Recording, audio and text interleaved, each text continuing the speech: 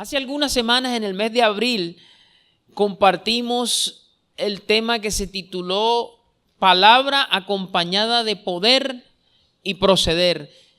Y resaltábamos en esa ocasión que una iglesia debe estar fundamentada en la palabra, en la doctrina, no en fábulas, no en fantasías, no en sueños, sino en lo que está escrito en la palabra. Pero que esa palabra debe ir acompañada por un poder sobrenatural, poder del Espíritu Santo. Y debe ir adornada con un proceder. O sea, la iglesia tiene palabra, tiene poder, pero tiene un proceder que adorna la palabra, que adorna la doctrina. Y hoy, haciéndole un poco de seguimiento al tema, vamos a centrarnos en el poder que Dios ha determinado su iglesia tenga. Y el título de el compartir de esta mañana es Poder desde lo alto. Si estás tomando, o si trajiste más bien tu cuaderno de notas y tu esfero, ese es el título en esta mañana. Poder desde lo alto.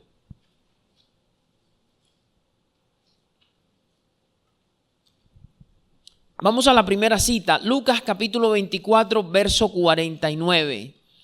Una promesa que nuestro Señor Jesucristo le hiciera a sus discípulos, a los apóstoles, después de la resurrección. Él había sido crucificado, había sido sepultado y fue resucitado por el poder del Espíritu para nuestra justificación. Y previo a ascender a la diestra del Padre, Él da esta promesa y esta instrucción. Lucas 24, 49. ¿Estamos todos allí? Leemos con la bendición de nuestro Señor Jesucristo. Dice: He aquí, yo enviaré la promesa de mi Padre sobre vosotros. Pero quedaos vosotros en la ciudad de Jerusalén hasta que seáis investidos de poder desde lo alto. De ahí se desprende el título, el compartir de esta mañana. Y esa es una promesa que Jesús estaba confirmando, porque antes Dios, por boca de Juan el Bautista, antes de que Jesucristo fuese levantado en su ministerio aquí en la tierra, Dios había hecho esa promesa. Recuerda que Juan el Bautista fue enviado para preparar al pueblo, a los corazones de los habitantes de Israel, para que cuando apareciera en escena nuestro Señor Jesucristo, ellos estuvieran dispuestos a recibirle. Pero él daba testimonio y él decía: ciertamente yo os bautizo en agua para arrepentimiento, pero después de mí, tras de mí, viene uno más poderoso que yo. Diga, más poderoso. Del cual yo no soy digno de desatar encorvado su calzado. O sea, Juan el Bautista reconocía que él, como enviado del Señor, tenía poder. Porque si él dice más poderoso que yo el que viene, es porque él reconocía que tenía poder. Y Juan el Bautista sí tenía poder. No registra la Biblia que él hiciera ningún milagro, ninguna señal, ningún prodigio. Pero su predicación, la predicación de Juan el Bautista, tenía tremenda unción, tremendo poder, como ningún otro. Da testimonio el libro de Mateo, capítulo 3, que 3:5, anótalo, pero no lo busque. Pero dice que él bautizaba y que salía a él Jerusalén y toda Judea y toda la provincia de alrededor.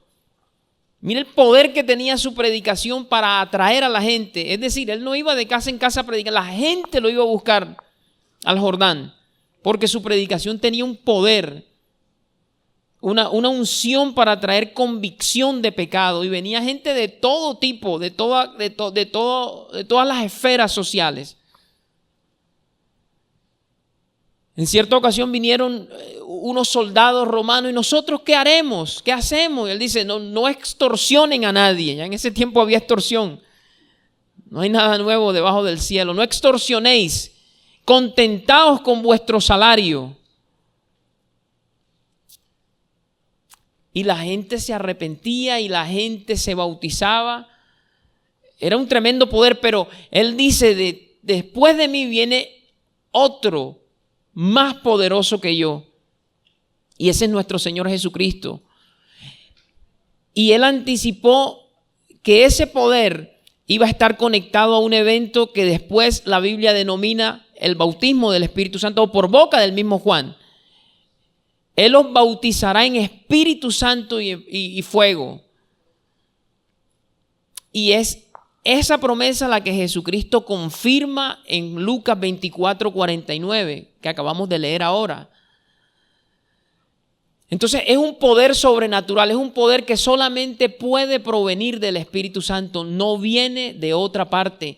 Dice Hechos 1:8, pero recibiréis poder cuando haya venido sobre vosotros el Espíritu Santo. ¿Recibiréis qué? Poder. Pero cuando haya venido el Espíritu Santo sobre vosotros, y me seréis testigos en Jerusalén, en toda Judea, en Samaria y hasta lo último de la tierra. Es decir, cuando uno lee el libro de los Hechos, uno se da cuenta que todo el que era bautizado en el Espíritu Santo recibía un poder para hacer cosas que no eran capaces de hacer antes de recibir ese bautismo. O sea que era un poder sobrenatural. A eso me refiero cuando digo poder desde lo alto. Era sobrenatural. No era un poder político. No era un poder religioso. No era un poder denominacional. No era un poder financiero. Todos esos son poderes de aquí de la tierra. Hay naciones que son potencias a nivel político, a nivel militar, a nivel económico. Pero ese no fue el poder que el Señor prometió. Él prometió un poder que estaba por encima de todos estos poderes. Un poder no humano. Y hermano, ¿para qué era ese poder si no era político, si no era militar, si no era económico, si no era financiero, si no era denominacional, religioso, evangélico? Era un poder para hacer las obras que Jesucristo hizo durante su ministerio aquí en la tierra. Ese poder no hay nación que lo tenga, no hay estructura militar que sea capaz de hacer las obras que Cristo hizo. Y ese poder Cristo se lo reservó para la iglesia, para nosotros. Hermano, ¿y qué obras hacía Jesucristo? Bueno, antes de mostrártelo, escucha lo que dice Juan 14:12. Promesa de nuestro Señor Jesucristo: de cierto os digo, el que en mí cree, las obras que yo hago, Él las hará también, y aún mayores hará, porque yo voy al Padre. Pero para que eso sea una realidad, nosotros necesitamos ese poder. Necesitamos ser investidos de ese poder. Ahora sí, alguien se preguntará, hermano, ¿cuáles eran las obras de Jesús? Vamos a ver algunas. Vamos a Lucas capítulo 13, verso 31 al 32.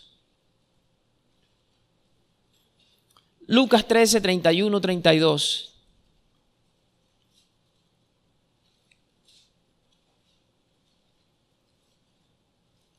Dice: aquel mismo día llegaron unos fariseos diciéndole a Jesús: sal y vete de aquí, porque Herodes te quiere matar. Y él les dijo: id y decid a aquella zorra: he aquí echo fuera demonios y hago curaciones hoy y mañana, y al tercer día termino mi obra. Vamos a entender un poquito el contexto para no pensar que nuestro Señor Jesucristo sacaba palabra corrompida de su boca. Nosotros somos de una zona acá del Caribe colombiano donde este término se puede utilizar para insultar, denigrar de mujeres que uno considera de dudosa reputación. Pero el término zorra, aunque era peyorativo, Jesucristo lo hizo con toda la intención, significaba, encontré, que era aplicado para una persona que era astuta, pero para la maldad. Que era astuta sin integridad. Y este Herodes que lo estaba amenazando era el mismo que había mandado a decapitar a Juan el Bautista. Porque era astuto, pero no tenía integridad. Recuerda que él le había quitado la esposa a su hermano. Y Juan el Bautista le decía, no te es lícito tener la mujer de tu hermano. Y por eso le cortaron la cabeza. Entonces dijo, un hombre sin integridad, un hombre sucio, un diablo. Dígale a ese diablo que yo no le tengo miedo. Jesucristo no le tenía miedo al poder militar ni político que tenía Herodes. Herodes estaba representando el poderío militar y político. Jesucristo no le tenía miedo al poder religioso, los fariseos que eran los que le estaban dando ese consejo, entre comillas. No crean que era porque ellos se preocupaban por Jesús. Era que ellos tampoco lo querían, por envidia ellos querían desaparecerlo. Mira, vete de aquí, vamos a asustarlo. De pronto si lo asustamos con el poderío militar romano, él se va y nos deja quietos porque nos tiene locos. Jesucristo no temió ninguno de esos dos poderes, sino dijo, aquí me quedo. Yo vine a hacer una obra.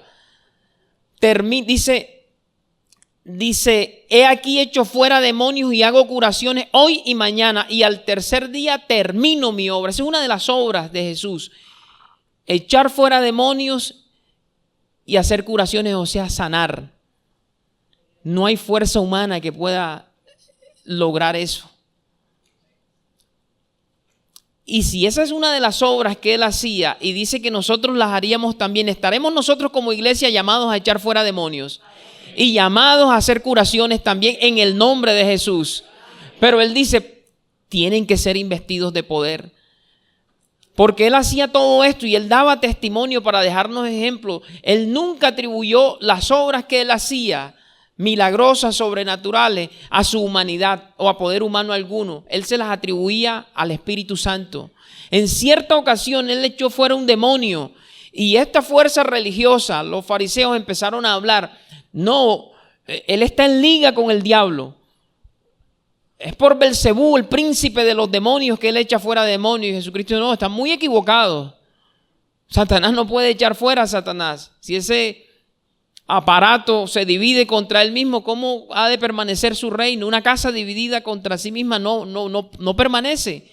Yo no echo fuera a los demonios por Belcebú. Mira lo que dice Mateo 12, 28. No lo tienes que buscar, anótalo. Dice Mateo 12, 28. Pero si yo por el Espíritu de Dios echo fuera los demonios, o sea, ¿por quién echaba fuera demonios Jesús? Por ese mismo que él le prometió a sus discípulos, mira, cuando él venga sobre ustedes, ustedes van a recibir un poder. Es por ese poder que yo echo fuera demonios. Ciertamente ha llegado a vosotros el reino de Dios. O sea, donde el reino de Dios se establece y tiene que haber un choque de poder inevitablemente. Y queda probado que Dios es soberano y que es rey. Entonces es un poder sobrenatural, un poder que viene del Espíritu Santo, no de nosotros mismos, no de nuestras capacidades intelectuales, no de nuestro carisma, no de nuestro magnetismo, no de nuestra personalidad firme, fuerte que nosotros tenemos. No, es un poder no carnal. Vamos a ver algunas otras obras de las que Jesucristo dice que nosotros haríamos también. Lucas, ¿estás en Lucas todavía? Ahora devuélvete al capítulo 4, verso 18. En cierta ocasión él entró a una sinagoga, que era el sitio de adoración y de estudio de las escrituras en Israel en aquella época. Esos sitios se conocían como las sinagogas. Hasta el sol de hoy hay sinagogas.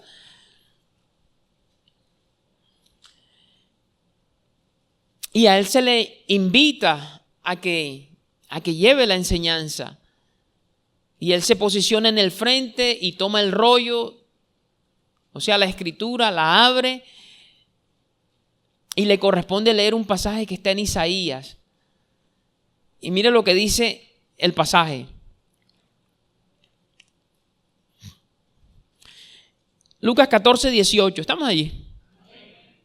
El Espíritu del Señor, que es el Espíritu Santo, está sobre mí, por cuanto me ha ungido. ¿Qué es ungir? Ungir es apartar, separar, santificar y empoderar. Diga empoderar. para cumplir una misión. Es decir, a mí el Señor me apartó, Dios me apartó por su Espíritu y me capacitó, me empoderó, me dio poder para una misión, para hacer ciertas obras que si ese Espíritu no me unge, yo no soy capaz de hacer. Mira lo que dice: para dar buenas nuevas a los pobres. Buenas nuevas tiene que ver con el Evangelio. Me ha enviado a sanar a los quebrantados de corazón. Hay sanidad emocional, sanidad en tu mente.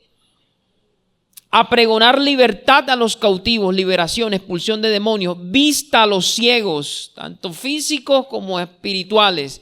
A poner en libertad a los oprimidos, a predicar el año agradable del Señor. Y más adelante, si tú sigues leyendo, dice: hoy se ha cumplido esta palabra en medio vuestro. Y ahí ellos se enardecen, pero no es el tema. Lo que quiero resaltar es que estas eran las obras que Dios había enviado a Jesucristo en su misión aquí en la tierra a que hiciera. Y necesitó de la unción del Espíritu Santo para llevarlas a cabo. ¿Será que nosotros, como cuerpo de Él, como comisionados por Él, porque Él nos dio una gran comisión, y predicad el Evangelio a todas las naciones, a toda criatura, ¿será que nosotros necesitamos la misma unción? ¿Será que necesitamos la misma llenura, el mismo bautismo del Espíritu Santo? Claro que lo necesitamos.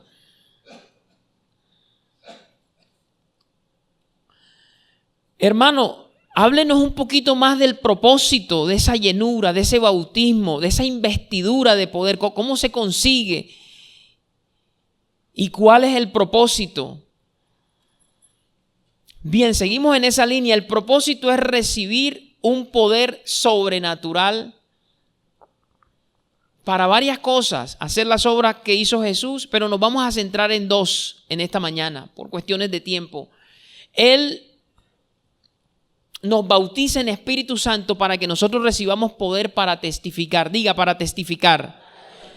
Yo leí ahorita, y tú te lo sabes de memoria, Hechos 1:8, que dice: pero recibiréis poder cuando haya venido sobre vosotros el Espíritu Santo y me seréis testigos. ¿Qué significa testificar? ¿O qué significa ser testigo? En este caso de Jesucristo.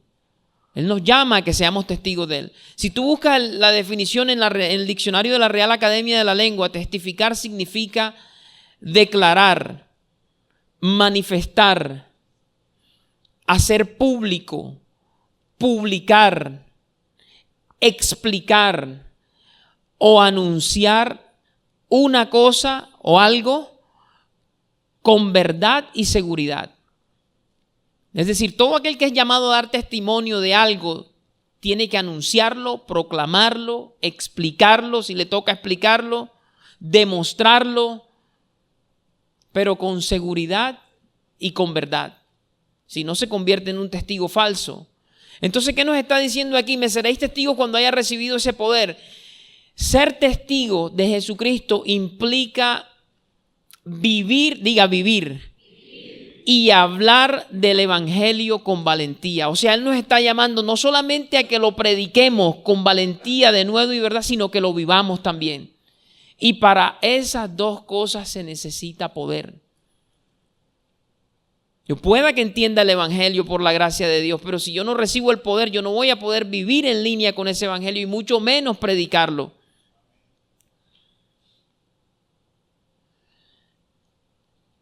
Hermano, ¿y por qué se necesita poder para eso si yo tengo una carrera profesional, yo tengo 2 especializaciones, 3 maestrías, un doctorado y 2 postdoctorados?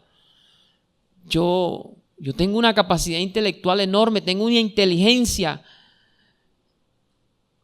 que poco se ve.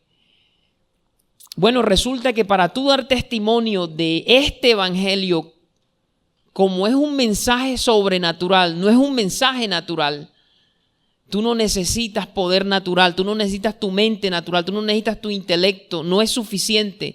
Necesitas un poder sobrenatural. Entonces ese poder se requiere que sea sobrenatural, porque el mensaje que nos ha sido encomendado es sobrenatural.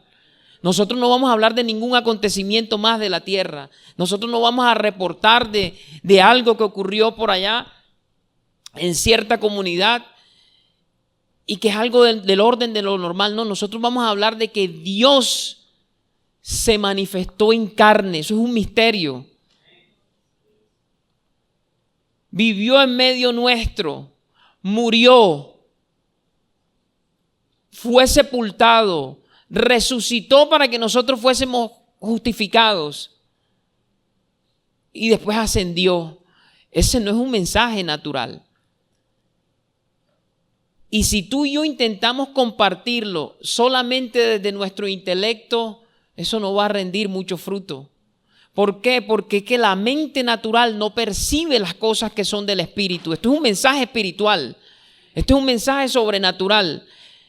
Y si tú lo explicas desde una mente natural a mentes naturales, eso va a parecer locura. Y la gente se va a burlar y la gente lo va a rechazar y se va a mofar y te va a ridiculizar.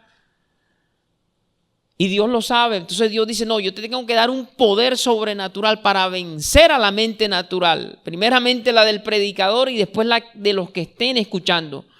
Porque mis hermanos, el que escucha el mensaje del evangelio sabe si el portador de la palabra tiene poder o no tiene poder. ¿Por qué creen ustedes que Jerusalén y toda Judea y toda la provincia de alrededor iban a Juan? Porque ellos reconocían un poder que no veían en los fariseos y que no veían en los escribas, que eran los maestros de la época, los teólogos, los reverendos, los sabios. Entonces se necesita ese poder. ¿Y Juan lo tenía? Claro que Juan lo tenía. Juan fue lleno del Espíritu Santo ¿desde dónde? Desde el vientre de su mamá. Él tenía ese poder. Él no fue a seminario alguno. Él no fue a instituto bíblico. Él lo formó, lo capacitó el Señor en el desierto. La escuela del Espíritu Santo. Cuando Él aparece en escena, Él empieza a hablar. Él despliega un poder que la gente no había visto nunca. Entonces nosotros necesitamos, si queremos cumplir con la gran comisión, tener ese poder. Esto no es un lujo de unos pocos. Esto es para toda la iglesia porque todos tenemos la misma comisión. Y la gente se da cuenta. Miren, cuando Jesús empezó a predicar, vamos a Marcos capítulo 1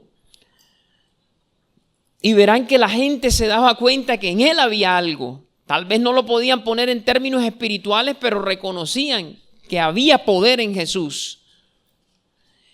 No solamente para predicar, sino también para demostrar con señales que el mensaje que Él traía venía del cielo. Marcos capítulo 1, verso 21.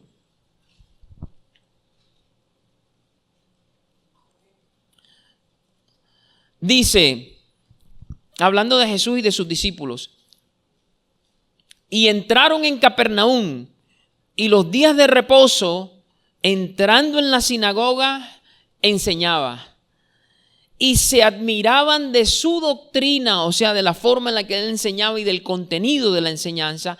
¿Por qué? Porque les enseñaba como quien tiene autoridad y no como los escribas. Es decir, ellos notaban un poder allí, una autoridad que no la habían visto y eso los admiraba. Y ahora no era solo para predicar, porque mire la señal que acompañaba esa enseñanza. Pero había en la sinagoga de ellos un hombre con espíritu inmundo que dio voces diciendo: ah, ¿qué tienes con nosotros, Jesús Nazareno? ¿Has venido para destruirnos? Sé quién eres, el Santo de Dios. Pero Jesús le reprendió diciendo: cállate y sal de él. Y el espíritu inmundo, sacudiéndole con violencia y clamando a gran voz, o sea, gritando, salió de él. Y todos se asombraron de tal manera que discutían entre sí diciendo: ¿qué es esto? ¿Y qué nueva doctrina es esta? Que con autoridad manda aún a los espíritus inmundos y le obedecen. Y muy pronto se difundió su fama por toda la provincia alrededor de Galilea. Mi hermano, eso es ministrar en el poder del Espíritu Santo. Y tú recuerdas que el día de su bautismo, cuando él fue a ser bautizado por Juan el Bautista da testimonio de que él vio al Espíritu Santo descender sobre Jesús en forma corporal como de paloma y permaneció en Jesús. O sea, ahí fue ungido y como consecuencia este despliegue de poder. Porque es un mensaje sobrenatural, se requiere de un poder sobrenatural. Esto lo tenían claro sus apóstoles. El apóstol Pablo, vamos a Romanos capítulo 15, él tenía claro eso. Y decíamos el viernes que Pablo era un hombre preparado. Pablo era un hombre estudiado, de buena familia, conocía varios idiomas, sabía de filosofía, literatura. Él podía tener una conversación de tú a tú con los más encumbrados sabios de su época, en su sociedad. O sea, era un hombre preparadísimo. Pero él dijo un día, mira, si a mí alguien me llegara a preguntar, Pablo, cuéntanos de tu ministerio. ¿Qué cosas resaltarías de tu ministerio? Pablo dijo, yo resaltaría una sola cosa, las obras que Cristo ha hecho a través de mí. Yo no me voy a poner a hablar de que yo fui circuncidado al 8º día, ni de que yo vengo del linaje de Israel, de la tribu de Benjamín. Yo no voy a decir que yo soy hebreo de hebreos, ni fariseo de fariseos, ni en cuanto al celo perseguidor de la iglesia, ni en cuanto a la justicia que es por la ley irreprensible. Eso yo no voy a hablar de eso. Si tú me preguntas nada de eso, te voy a dar yo testimonio de eso, porque eso es basura. O sea, yo no te voy a hablar de mi abolengo, ni de mi estirpe, ni de que yo tengo sangre azul, ni de que mi coeficiente intelectual es esto. Eso es basura. Yo te voy a hablar de una sola cosa. Y mire de lo que hablaba. Romanos 15, 18. Porque no osaría, o sea, no me atrevería a hablar sino de lo que Cristo ha hecho por medio de mí para la obediencia de los gentiles con la palabra y con las, ¿qué dice tu Biblia? Con las obras, con potencia de señales y prodigios en el poder del Espíritu de Dios. Él tenía claro que su predicación era certificada por las obras, por las señales, los prodigios, los milagros, gracias a que el poder de Dios, del Espíritu de Dios reposaba en él. Tú sabes que cuando él tiene ese encuentro en el camino de Damasco con el Señor, él queda ciego, siendo Saulo de Tarso, 3 días. Y él esos 3 días los pasa en ayuno, en oración, y ve visiones que viene un siervo de Dios llamado Ananías, que ora por él y recupera la vista. Cuando Ananías ora por él, dice la Escritura, que Ananías le dice, no, mira, a mí me mandó el Señor Jesucristo, el que se te apareció, para que seas lleno del Espíritu Santo. Y ahí le pone las manos y es lleno del Espíritu Santo el apóstol Pablo. Y después es que se bautiza en agua. Levántate y bautízate para que laves tus pecados, le dijo Ananías, creo. Entonces Pablo era consciente de que esa llenura del Espíritu Santo era la que lo capacitaba a él para ministrar y hacer las obras del Señor, y que de eso era lo que hablaba. Eso blinda a la persona de inflarse. Si uno tiene esto claro y Dios empieza a moverse en señales, prodigios y milagros, nadie tiene por qué tomarse el crédito, porque uno sabe que este poder no es humano, que este poder es sobrenatural. O sea, este poder del que estamos hablando, mis hermanos, no es para montar un show ni un espectáculo en tarima. No es para que admiren al ministro, para que el ministro se pavonee y empiece a competir con otros ministros. Mira que yo soy el que más echo fuera demonios, que yo soy el que más hago curaciones. No, tú no haces nada. Es el Señor, por su Espíritu, el que hace la obra. Y a Él sea toda la gloria. A Él sea toda la alabanza.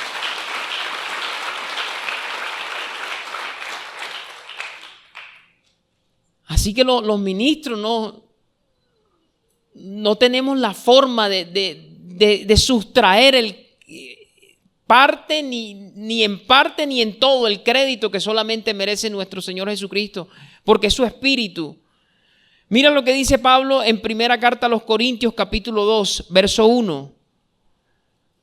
Esto que leímos ahora se lo dijo a los cristianos en Roma. Ahora a los cristianos en Corinto, él le dice en su primera carta, capítulo 2, verso 1.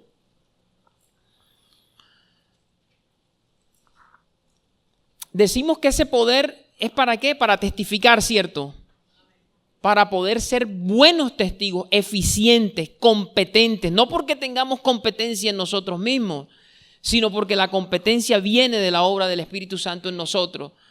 Entonces Pablo tenía claro eso, que él daba testimonio era Vamos a ver cómo lo dice él, para no parafrasear.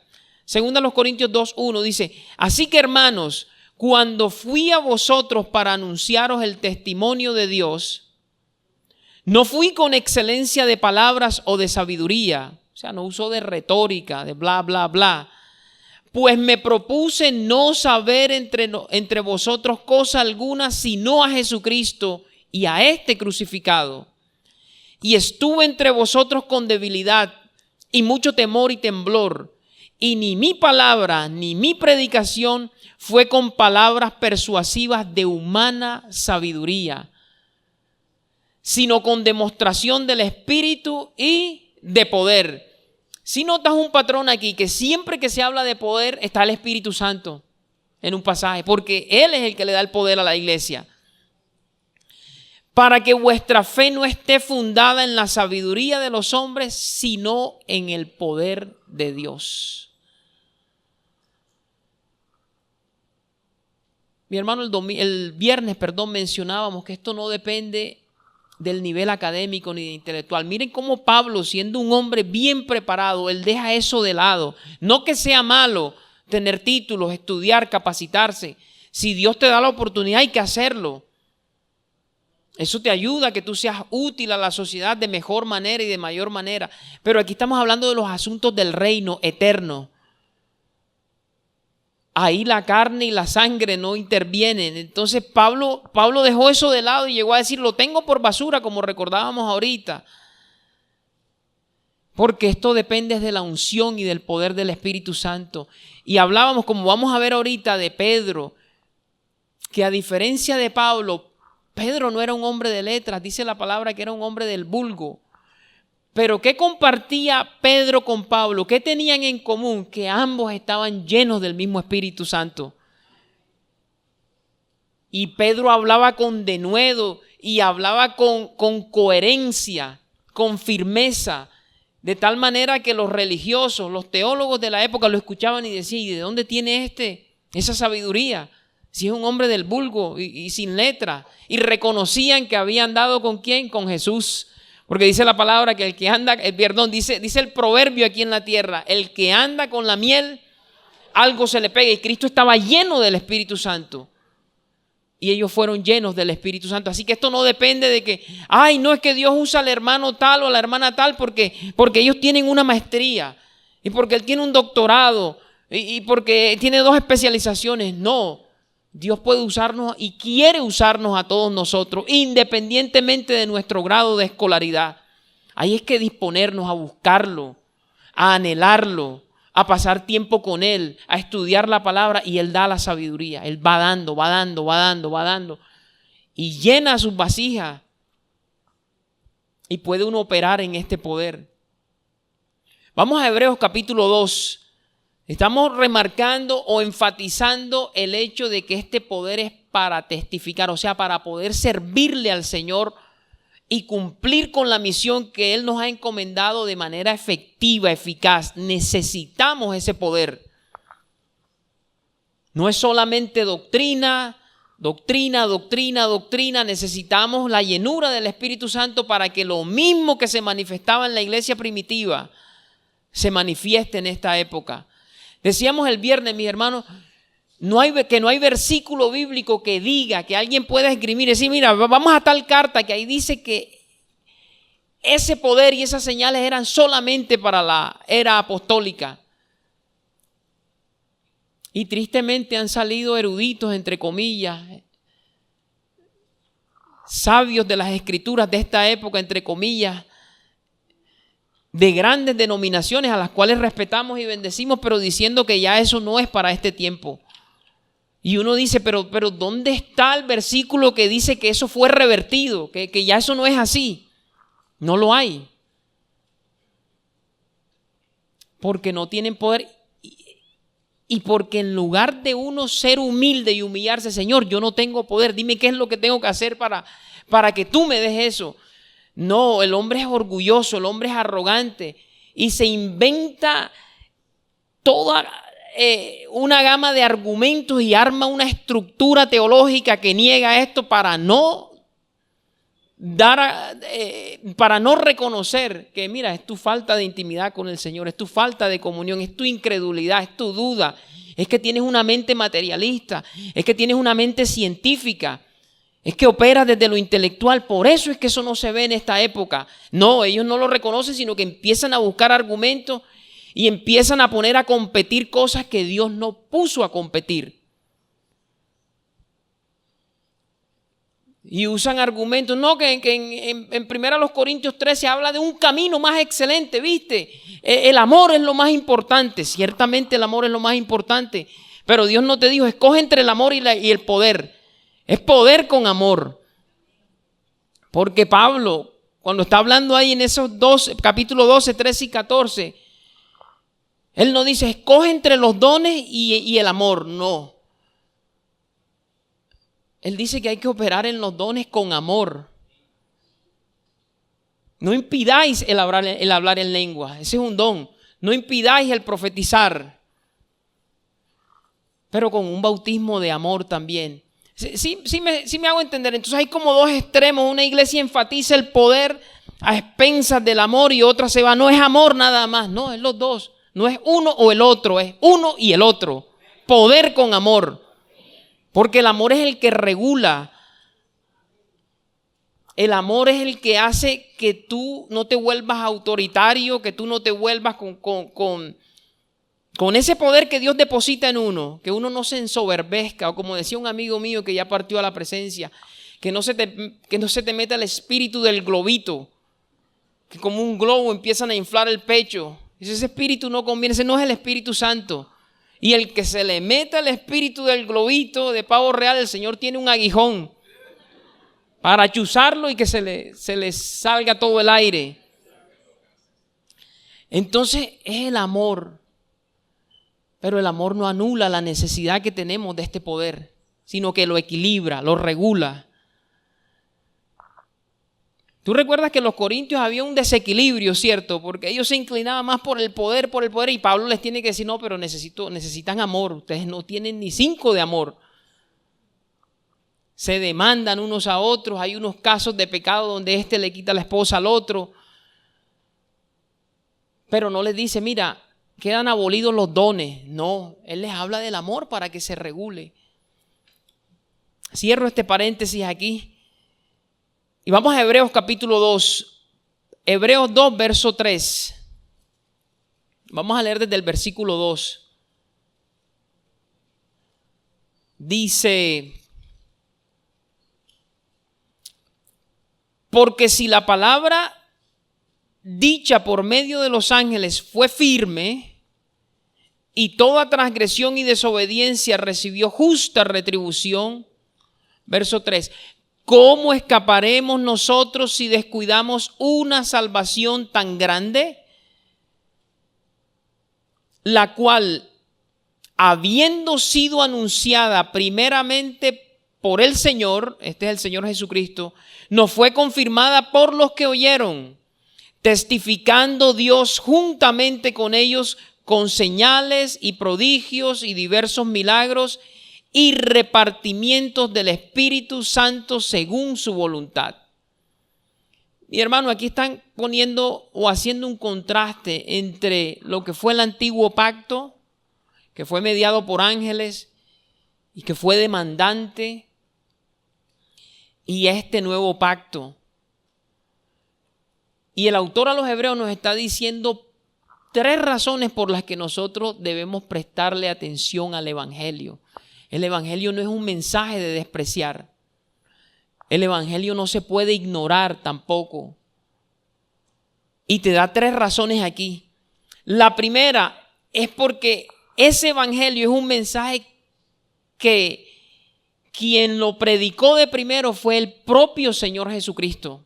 El Señor Jesucristo vino para anunciarnos las buenas nuevas del Evangelio, para explicarnos de qué se trata el Evangelio.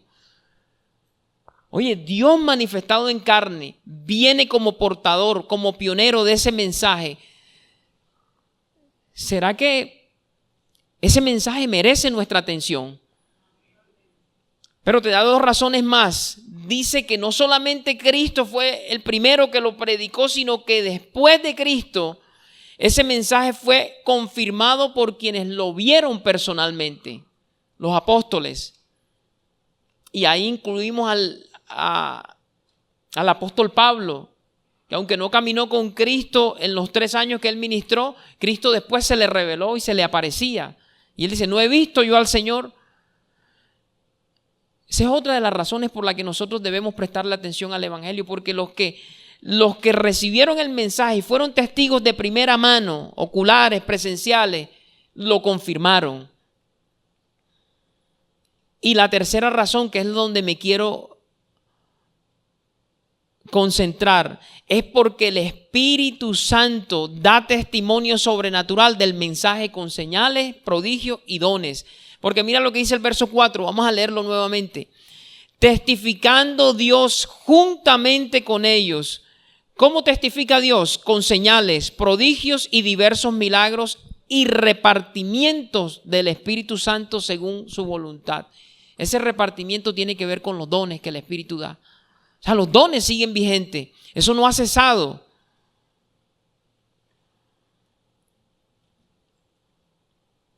Uno podría quedarse en el nivel no intelectual. Yo predico la palabra, la gente se salva. Pero si te cierras a esta verdad, no estamos recibiendo todo lo que Dios nos dio. Y Él nos dio la posibilidad de ver estas cosas en esta época.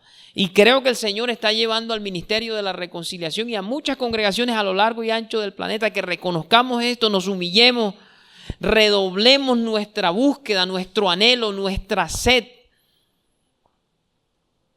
por recibir la llenura del Espíritu Santo, entrar en comunión con Él y empezar a hacer la misión como Él quiere que sea hecha. Y veremos a Dios testificando con milagros, señales, prodigios. Dije que iba a dar 2 propósitos con los que la llenura o el bautismo del Espíritu Santo fue establecido por Dios. El primero es para ser testigo de un mensaje sobrenatural. Se necesita un poder sobrenatural, que haya milagros, señales, liberaciones, sanidades. Pero el segundo propósito es hacer efectiva la unidad del cuerpo de Cristo. ¿A qué se refiere con eso, mi hermano?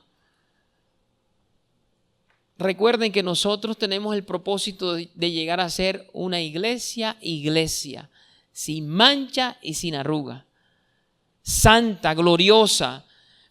Y Dios muestra el modelo de esa iglesia en el libro de los Hechos. Después de 2 acontecimientos donde se derrama el Espíritu Santo y todos los asistentes y miembros son llenos del Espíritu Santo. Es decir, se narran 2 acontecimientos, el de Pentecostés y otro que vamos a ver ahora, donde el Espíritu se derrama, llena, bautiza, y unos versículos más adelante te muestra cómo empieza a funcionar la iglesia a partir de ese momento. Y lo que encuentro en común, y tú lo vas a ver entre los dos cuadros, las dos porciones que vamos a leer, es que había unidad. Eran como un solo hombre, como el Señor quiere que nosotros operemos, como cada congregación debe operar.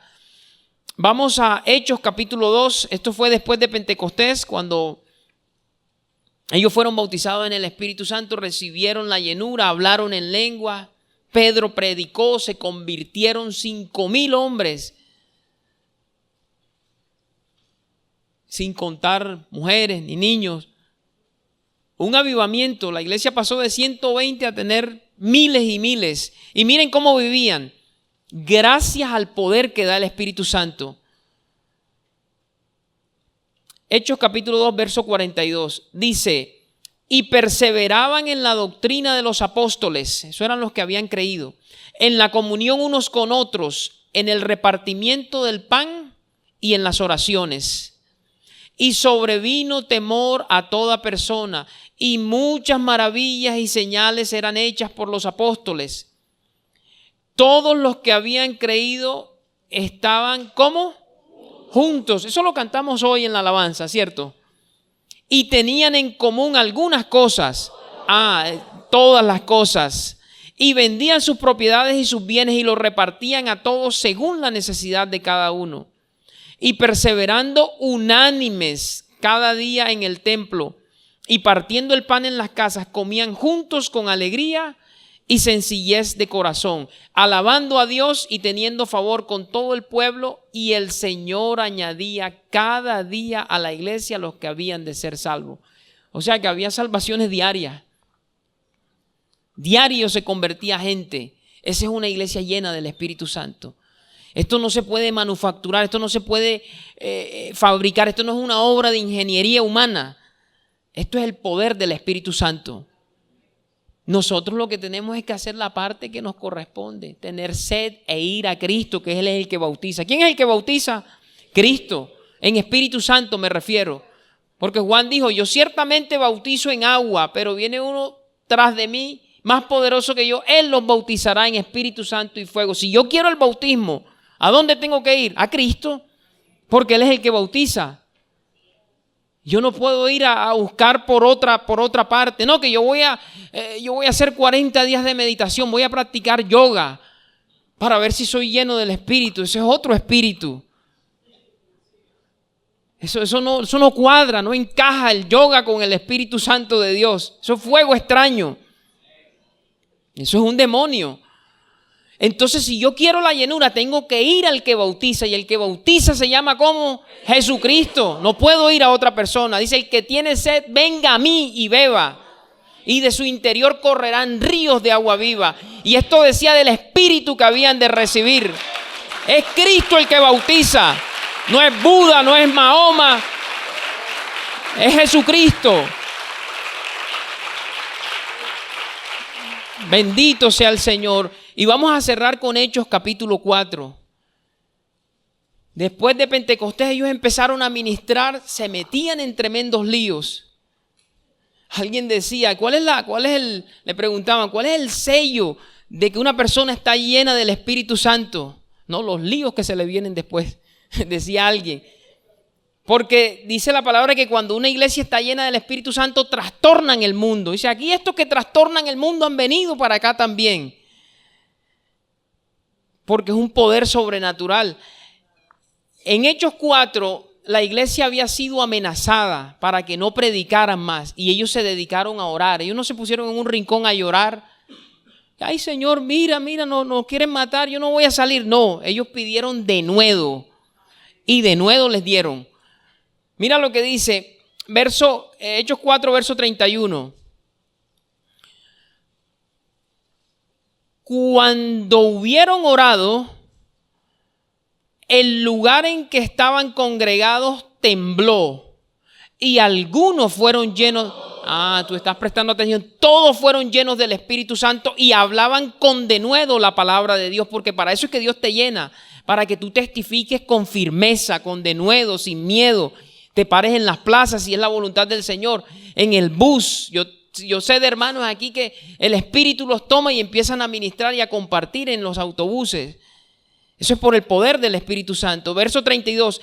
Y la multitud de los que habían creído era de un corazón y un alma. ¿Cómo se llama eso? Unidad. La unidad del Espíritu, la que estamos llamados a guardar, de acuerdo a lo que instruye Pablo en la carta a los Efesios. Esa unidad la produce el Espíritu Santo cuando llena una iglesia y la preserva y la mantiene el Espíritu Santo. No es que te llenó y ya, listo, yo ando como una rueda suelta. No, yo tengo que guardar esa unidad, estando en la comunión con el Señor. Y ninguno decía ser suyo propio nada de lo que poseía, sino que tenían todas las cosas en común. Y con gran poder los apóstoles daban testimonio de la resurrección del Señor Jesús. Y abundante gracia era sobre todos ellos.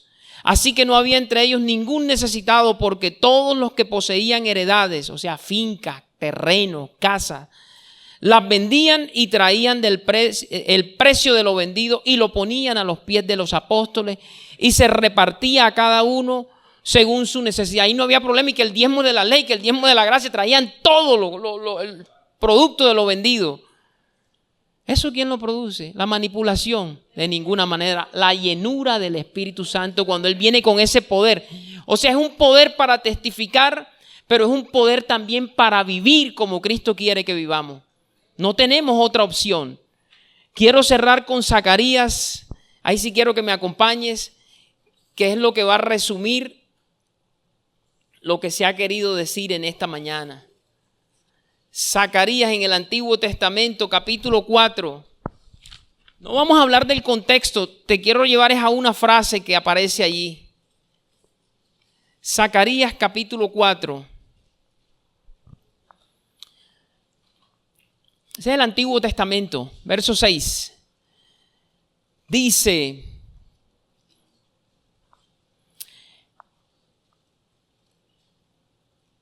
ya llegamos. Y está siendo proyectado en el telón. Ya sabes a dónde quiero llegar. Entonces respondió y me habló diciendo: esta es palabra del Señor a Zorobabel, que dice, escucha, Ministerio de la Reconciliación, lo que te dice el Señor: no con ejército, ni con fuerza, sino con mi espíritu, ha dicho el Señor de los ejércitos. ¿Recuerdas lo que yo te decía? La misión a la que nosotros hemos sido llamados no la puede cumplir nadie con un poderío militar, ni nadie con un poderío político. No, que doctor, yo tengo influencia allá en las altas esferas de gobierno. Ese no es el poder que yo necesito para cumplir la misión de Cristo. Hermano, ¿y qué es eso de doctor? Eso lo entienden los que son de la costa atlántica, pero no es relevante. No es un poder financiero. No con ejército ni con fuerza, sino con mi espíritu, ha dicho el Señor de los ejércitos. Necesitamos al Espíritu Santo de Dios. Es claro.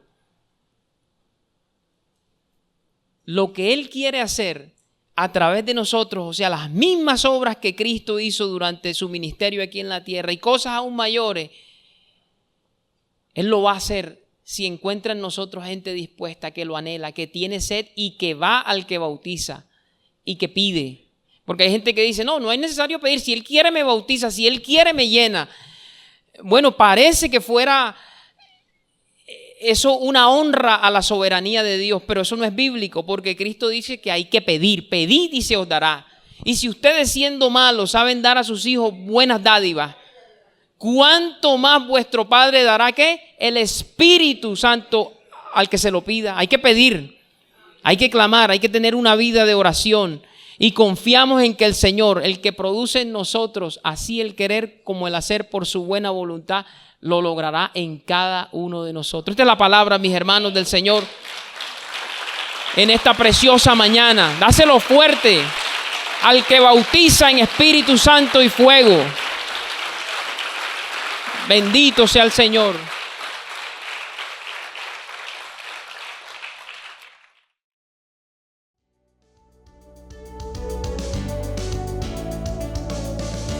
Esperamos en el Señor que esta transmisión haya sido de edificación para tu vida. No olvides suscribirte y seguirnos en nuestras redes sociales. Te esperamos en una nueva ocasión. Iglesia, Ministerio de la Reconciliación, llenando la tierra del conocimiento de la gracia de Dios.